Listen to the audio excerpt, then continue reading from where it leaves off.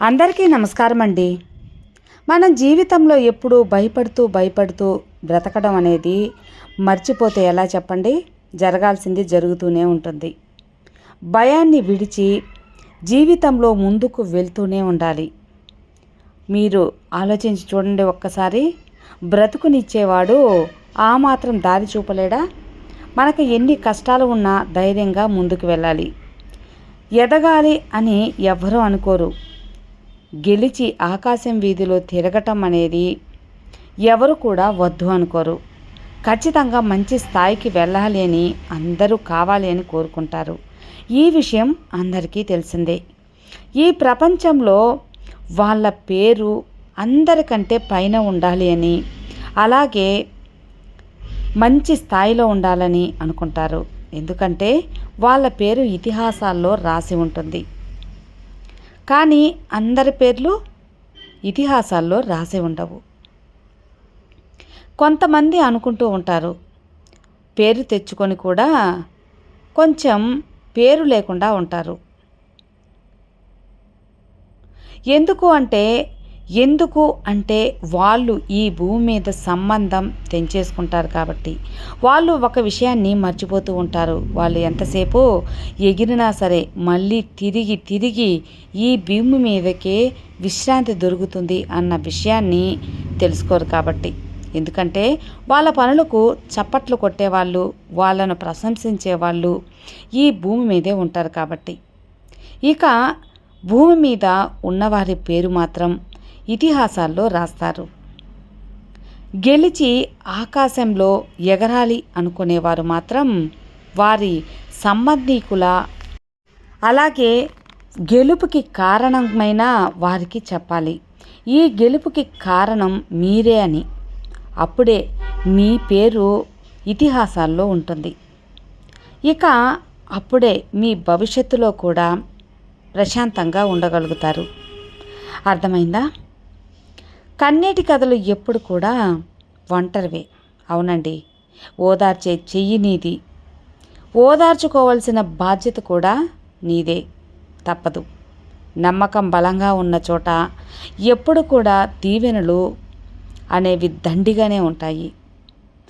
ఈ విషయం ముఖ్యంగా గుర్తుపెట్టుకోవాలి. అయిన వాళ్ళు ఆప్యాయతలు మరిస్తే నువ్వు జాలి మరువాలి. అర్థమైందా? ఓదార్చేవాళ్ళు లేనంత మాత్రాన నువ్వు ఒంటరివైపోతావా చెప్పు? నీకు నువ్వు ఆ మాత్రం ధైర్యం చెప్పుకోలేవా? నువ్వు కట్టిన గోడలు అలాగే నిన్నే వెక్కిరిస్తున్నాయా? మరేం పర్వాలేదు. నీ పునాదులు బలమైనవి అయినప్పుడు నువ్వు ఇలాంటి అపవాదులకు భయపడవద్దు. ఈ అపవాదులు నిన్ను ఏమీ చేయవు. ధైర్యంగా ఉండు మిత్రమా. ఉరిమే మబ్బులు శాశ్వతమే అయితే ఆ ఉరుములు ఆకాశంలో ఎప్పుడో తన అస్తిత్వాన్ని కోల్పోయేవి. జీవితము అంతే. సమస్యలు బెదిరిస్తూనే ఉంటాయి, కానీ మనమే దృఢంగా నిలబడాలి. గుర్తుపెట్టుకోవాల్సిన విషయం ఇదే. నీ చుట్టూ ఉన్న వాళ్ళందరూ కూడా నీ వాళ్ళే అని మోసపోవద్దు. ఒక్కసారి వాళ్ళకి వ్యతిరేకంగా మాట్లాడి చూడు, వాళ్ళ అసలు స్వరూపం బయటపడుతుంది. ఎవరి దగ్గర కూడా నీ మనసు విప్పి నీ మనసులో మాటలు అన్నీ చెప్పేవద్దు. అన్నీ విని నిన్ను ఎక్కడ దెబ్బ కొట్టాలో తెలుసుకొని వారు అదును చూసుకొని గట్టిగానే కొడతారు. అందుకే ఎవరినూ కూడా ఎక్కువగా గుడ్డిగా నమ్మకూడదు. మన అనుకునే వాళ్ళు కదా అని అన్నీ చెప్పకూడదు. జీవితాలు ప్రశాంతంగా ఉండకపోవడానికి ఇదే అసలైన మూల కారణం. అవును మిత్రమా, నువ్వు మురిగే ప్రతి కుక్కకు కూడా సమాధానం చెప్పవలసిన అవసరం అస్సలు లేదు. తెలియని వారిని చూసి అరవడం వాటి యొక్క నైజం మాత్రమే. అలాగే కొందరు మనుషులు కూడా నీ గురించి తెలియకుండా నోరు జారుతూ ఉంటారు. వాళ్ళందరికీ కూడా జవాబు ఇచ్చి వాళ్ళ స్థాయికి నువ్వు పడిపోకు. నీ యొక్క మౌనమే వారికి చెంపదెబ్బ అవుతుంది. కాలం గడిచే కొద్దీ మన జీవితం మారుతుందో లేదో తెలియదు, కానీ మన చుట్టూ ఉండే వాళ్ళ ప్రవర్తన మాత్రం ఖచ్చితంగా మారుతుంది. ఆ విషయం మనకు తెలుస్తుంది. భగవంతుడు ఎవరిని కూడా ఊరికే దూరం చేయడండి. అలా దూరం చేశాడు అంటే వాళ్ళ వల్ల బాధపడింది చాలు అని అర్థం. ఇకనైనా సంతోషంగా ఉండు అని అర్థం. అందుకే దూరం చేస్తాడు. ఒక మనిషి మరణిస్తే అయిన వాళ్ళు అందరూ కూడా పూల ఖర్చు మాది, భోజనాల ఖర్చు మాది,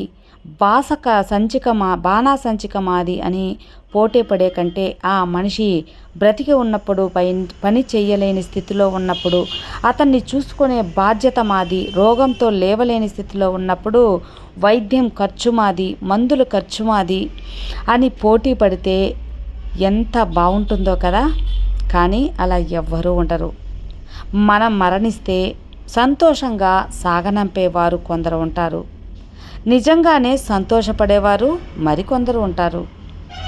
నిజమే కదా. సీతాదేవిని మోసం చేయడానికి రావణాసురుడు ఒక సాధువు వేషంలో వస్తాడు. అతని యొక్క నిజస్వరూపం ముందే తెలిస్తే సీతాదేవి అసలు మోసపోయేదా చెప్పండి. అలాగే మనల్ని మోసం చేసేదాకా మన చుట్టూ ఉండే మనుషులు కూడా మన ముందు సాధువుల్లాగే ఉంటారు. జాగ్రత్త పడాలి మిత్రమా. ప్రతి పాఠశాలలో రాసి ఉంటుంది క్రమశిక్షణ తప్పరాదు అని, అబద్ధాలు ఆడరాదు అని. ప్రతి తోటలో రాసి ఉంటుంది ఇచ్చట పువ్వులు కోయరాదు అని. అలాగే ప్రతి మనిషి మానవ సమాజంలోనూ కేవలం స్వార్థం కోసమే ఇతరులను మోసం చెయ్యరాదు అని రాసి ఉంటే ఎంత బాగుండేదేమో. నీకు సహాయం కావాలి అంటే నీకంటే మంచివారిని అడుగు.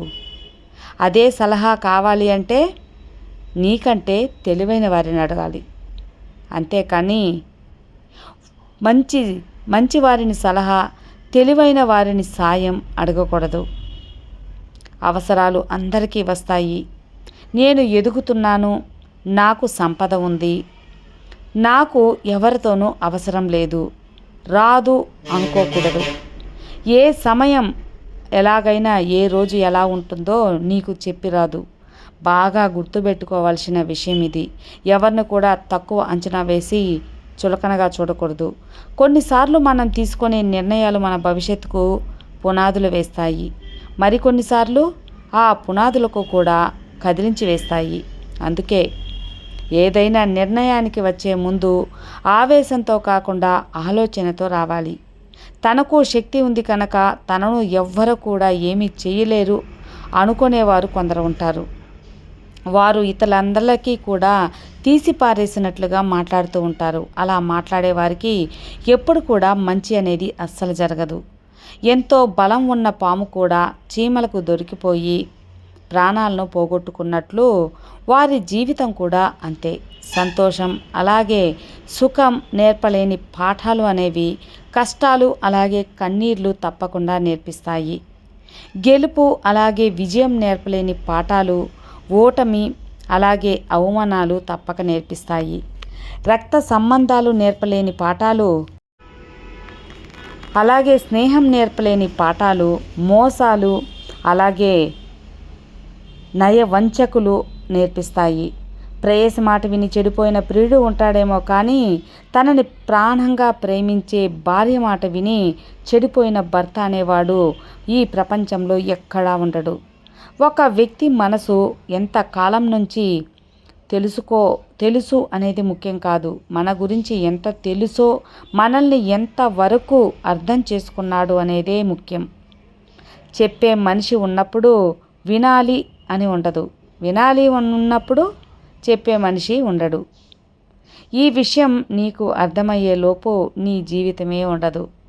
మన జీవితంలో కోరికలను జయించాలి లేదా అదుపు చేసుకోవాలి. అప్పుడే జీవితం ప్రశాంతంగా ఉంటుంది, మనసు నెమ్మదిగా ఉంటుంది. మనం ఎంత మంచిగా ఉన్నా ఎవరో ఒకరి కథలో మనం చెడ్డవాళ్ళమే. కాబట్టి ఇతరులకు నచ్చాలని నటిస్తూ బతకడం కన్నా మనకు నచ్చినట్లు బతికేయడం చాలా మంచిది. నువ్వు ఒక ఆడదాన్ని అవమానించేటప్పుడు నీ తల్లిని కూడా గుర్తు చేసుకోవాలి. అలాగే ఒక ఆడదాన్ని ద్వేషించేటప్పుడు నీ తోబుట్టువుని జ్ఞాపకం తెచ్చుకో. ఒక ఆడదాన్ని అర్థం చేసుకోవాలి అంటే మాత్రం ఆడదానిగా పుట్టవలసిన అవసరం లేదు. స్త్రీని ప్రేమిస్తే చాలు, తిరిగి అంతులేని ప్రేమను అందిస్తుంది ఆ స్త్రీ. ఇక ఆ స్త్రీ ఆగ్రహానికి గురైతే, తన కన్నీటికి కారణమైతే పాతాళానికి తొక్కివేయబడుతుంది. స్త్రీలను గౌరవించడం మన సాంప్రదాయం. ప్రేమించడం. ఒక స్త్రీని నువ్వు మోసపోతే తెలుస్తుంది నమ్మకం విలువ. దూరం చేసుకున్నాక తెలుస్తుంది ఆ మనిషి యొక్క విలువ. విడిపోయాక తెలుస్తుంది బంధం విలువ. అనుభవిస్తేనే తెలుస్తుంది కష్టం విలువ. గడిచిపోతేనే తెలుస్తుంది కాలం విలువ. కోల్పోతే కాని తెలియదు ప్రేమ విలువ. అవును మిత్రమా, బాధను భరిస్తే కాని తెలియదు కన్నీటి యొక్క విలువ. ఒక మనిషికి గౌరవం అనేది గుణాన్ని చూసి ఇస్తారు, అంతేకాని ధనాన్ని, ఆనందాన్ని, అందాన్ని చూసి కాదు. చెప్పులు ఎంత ఖరీదైనవైనా సరే కాలికి మాత్రమే వేసుకుంటారు, ఇంటి బయటనే వదిలేస్తారు. కొబ్బరికాయ ఖరీదు కాకపోయినా సరే భగవంతుడికి పాదాలకి సమర్పిస్తారు. మనిషి వ్యక్తిత్వం కూడా అంతే. అనుభవం నేర్పిన పాఠాలకే విలువ ఎక్కువగా ఉంటుంది. ఆచరిస్తూ చెప్పే మాటలకే ఆదరణ ఎక్కువగా లభిస్తుంది. అలాగే ఇష్టంతో చేసే పనులకు మాత్రమే విజయాలు ఎక్కువగా కలుగుతాయి. ఎదుటి వారిలో మంచిని చూస్తే మనసుకు ప్రశాంతత కలుగుతుంది, అంతే కదా. కాబట్టి ఇక మనం కూడా ప్రేమతో అందరినీ ప్రేమించాలి, స్త్రీని గౌరవించాలి. అంతేకాకుండా జీవితంలో గెలవాలి అంటే మనపై మనం నమ్మకాన్ని పెంచుకోవాలి. ఇతరుల పట్ల మనం ఎలా ప్రవర్తిస్తామో మన పట్ల కూడా ఇతరులు అలాగే ప్రవర్తిస్తారు.